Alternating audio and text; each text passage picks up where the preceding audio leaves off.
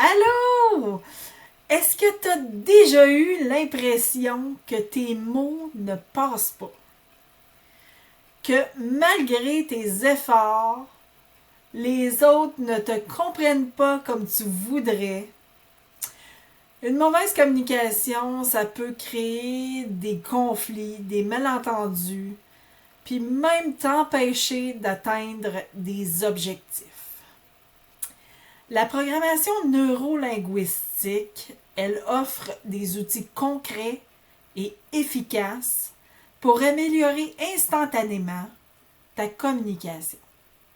Aujourd'hui, je te partage 5 astuces puissantes pour mieux communiquer puis être enfin compris. Mon nom est Michel, je suis coach PNL, hypnothérapeute et sophrologue. Puis je pense que communiquer, c'est vraiment la base et c'est pour cette raison-là que je suis convaincue qu'avec certains outils PNL, tu pourras toi aussi arriver à mieux communiquer et surtout à mieux te faire comprendre. Donc, l'outil numéro 1, c'est l'écoute active. Comprendre avant de répondre. La plupart des gens écoutent pour être capable de répondre par la suite et non pour comprendre. C'est ça la raison pourquoi des fois on a de la difficulté à comprendre les autres. La PNL nous apprend l'écoute active. Être totalement présent dans ta conversation sans préparer de réponse à l'avance. Ça, c'est hyper important.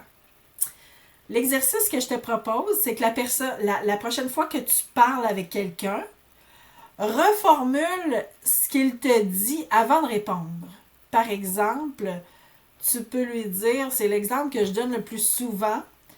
Alors, si je comprends bien, tu ressens telle chose quand tu vis telle chose. Cela, le fait de dire ça, ça fait en sorte que tu es à l'écoute puis tu clarifies le message. Parce que des fois, la personne, ça se peut que tu aies mal compris ce qu'elle te disait. Donc, en reformulant de cette façon-là, la personne va se rendre compte que c'est pas tout à fait ça que j'ai voulu dire, donc elle va reformuler à son tour pour se faire mieux comprendre. Le deuxième outil, l'outil numéro 2, c'est la synchronisation. La synchronisation, c'est de créer une connexion naturelle. Les meilleurs communicants savent qu'il faut créer un rapport avec l'interlocuteur. La synchronisation, ce que ça fait, c'est que ça consiste à ajuster subtilement ton langage corporel, ton ton de voix, puis ton rythme de parole pour établir une connexion. L'exemple que je peux te donner, c'est que si ton interlocuteur, la personne avec qui tu parles, te parle lentement, doucement, calmement, adapte légèrement ton rythme pour lui correspondre. Cette personne-là va se sentir beaucoup plus comprise, puis à l'aise avec toi, donc va avoir tendance à se confier plus facilement. Le troisième outil, c'est le pouvoir des mots. Utiliser un langage positif. Les mots ont toujours eu un impact énorme sur notre cerveau. En PNL, on évite les formulations négatives qui enferment des « je veux pas échouer », puis on transforme en objectif positif. Exemple, « je veux réussir » plutôt que « je ne veux pas échouer ». C'est important de penser à ça. L'exercice PNL que je te propose, c'est de remplacer les phrases négatives par des phrases positives dans ton langage. Au lieu de dire stresse pas. Dis plutôt, reste calme, reste confiant. Le message est beaucoup plus efficace.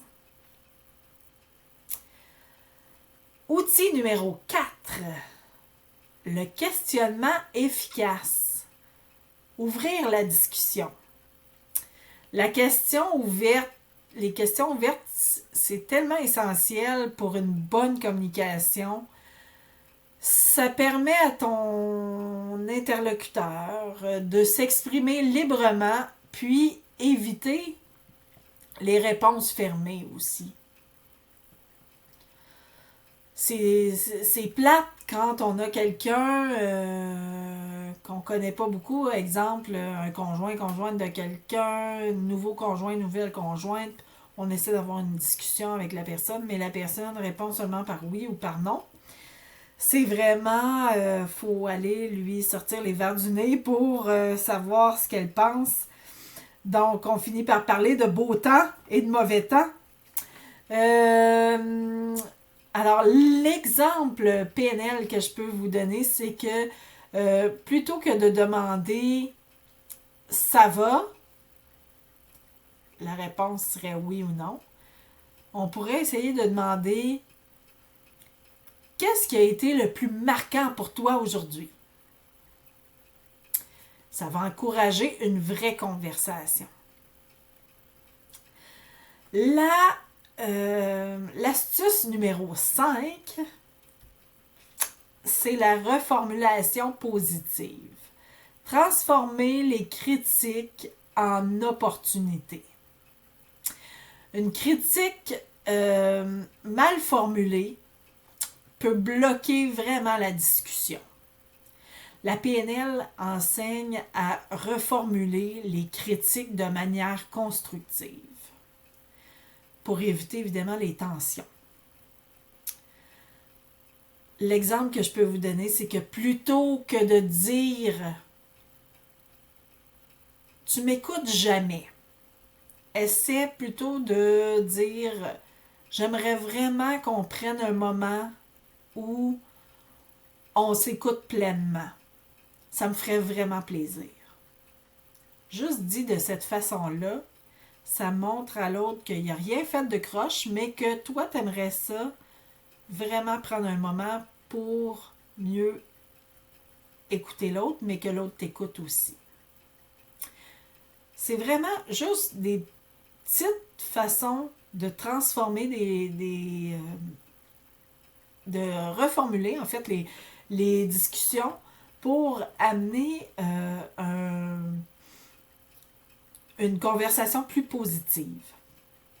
Puis je te le garantis, ça fonctionne à 100%. Il faut l'essayer pour le comprendre. Mieux communiquer, c'est possible et c'est rapide avec la PNL.